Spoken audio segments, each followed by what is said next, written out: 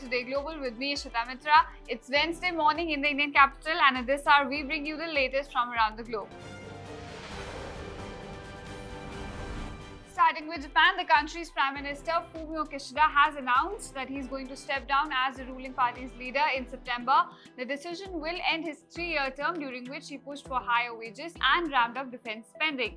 Now, the public support for Kishida has been dwindling amid a series of scandals and political squabbling, and this step will trigger a contest to replace him as party boss and, by extension, as the leader of the world's fourth biggest economy. Major challenges including rising living costs, escalating tensions in West Asia and Indo-Pacific await the new leader. Next up, news from Bangladesh. As Hindu community remains fearful due to targeted attacks, Chief Advisor Muhammad Yunus has now reached out to the community with a visit to the Dhakeshwar temple. He met the community leaders and assured them that justice and equal rights would be ensured for all. Now, since Sheikh Hasina's ouster from the country, at least 5 deaths and 205 incidents of attacks against Hindus have been reported. Yunus said that the prime goal right now is to establish human rights and freedom of speech for all. The interim government has also set up a hotline for people to provide information about attacks on Hindu temples, churches, and any other religious institutions.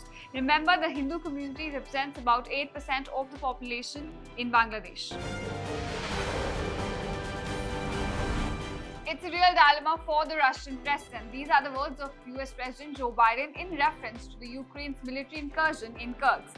He has said that US officials are constantly in touch with the Ukrainians about the move, and this as Ukraine says that it has taken control of about 74 settlements in Russia's Kursk region and was still advancing, making gains of about 1 to 3 kilometers in the last 24 hours.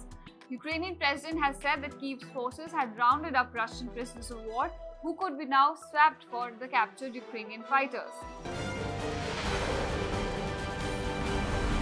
Coming to Israel-Hamas war now, one question that we continue to ask is that if ceasefire is going to take place between Israel and Hamas soon. Well, there is some hope on the horizon now. The US President Joe Biden has said that Iran could consider skipping an attack against Israel if a Gaza ceasefire deal is reached. Iran accuses Israel of killing the senior Hamas leader Ismail Haniyeh in Tehran. He was there to attend the inauguration ceremony of Iranian President Masoud Pezeshkian on July 30th.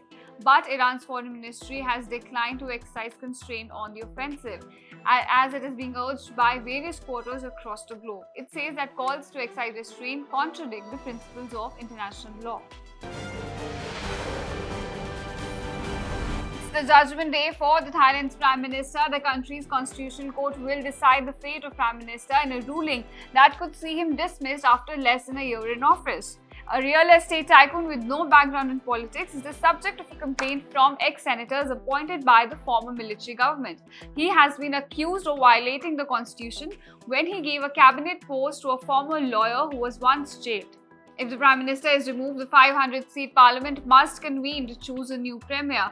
The same court last week dissolved the anti-establishment Move Forward party, the hugely popular opposition in the country, which has now regrouped under a new party name.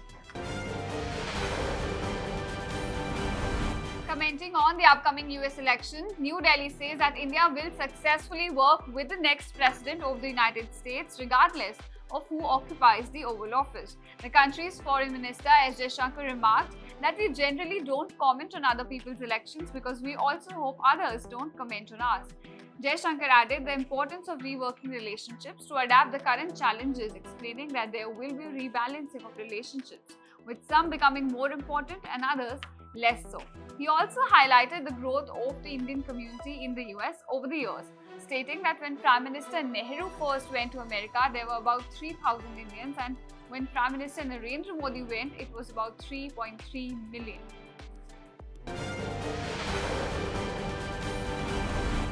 Another news involving the US, a US Army intelligence analyst has now pleaded guilty to providing sensitive defense information to China. This included documents about US weapon systems, military tactics, and strategy. Sergeant Cobain Schultz, who held a top-secret security clearance, was arrested in March at Fort Campbell, a military base on Kentucky-Tennessee border, and he has now pleaded guilty to the charges of conspiring to obtain and disclose national defense information and conspiracy to export defense articles without a license, among others. According to reports, he was paid about $42,000 for this information, and according to the Justice Department, Schultz's arrest comes less than a year after the arrest of 2 US Navy sailors in California on the charges of spying for China. After a scathing report from UN dubbing Canada's Temporary Foreign Workers Program as a breeding ground for modern slavery, Ottawa has now tried to defend itself, with its immigration minister saying that program is not fatally flawed but is in a need of reform. So the program basically brings non-Canadians to the country to work on temporary basis, and now it has come under fire due to underpayment, wage theft and physical and verbal abuse. The numbers under the program have grown dramatically from about 15,000 in 2016 to about 83,000 in 2023. Pakistan is marking its Independence Day today, and just a day before, suspected militants hurled hand grenades at a house and a store selling Pakistani national flags in the southwestern Balochistan province. This killed about 3 people and wounded 6 others. The separatist Balochistan Liberation Army group has claimed responsibility for the attacks in Quetta. This comes days after the group asked shop owners not to sell the Pakistani national flags. The country's army chief, General Asim Munir, has now vowed to defeat militancy on the eve of Independence Day. In some sports news now, the wait continues for Vinesh Phogat and of course India, as the deadline for the announcement of the Court of Arbitration for Sports or CAS verdict has been further delayed. Now the verdict is going to come on August 16. Remember, it was earlier announced that the verdict will be made public at about 9:30 p.m. IST on August 14, but now it has been pushed 2 days back, and this is the third time that the announcement has been delayed. Vinesh has appealed to CAS demanding a joint silver medal with Guzman Lopez, who replaced her for the final bout following her disqualification.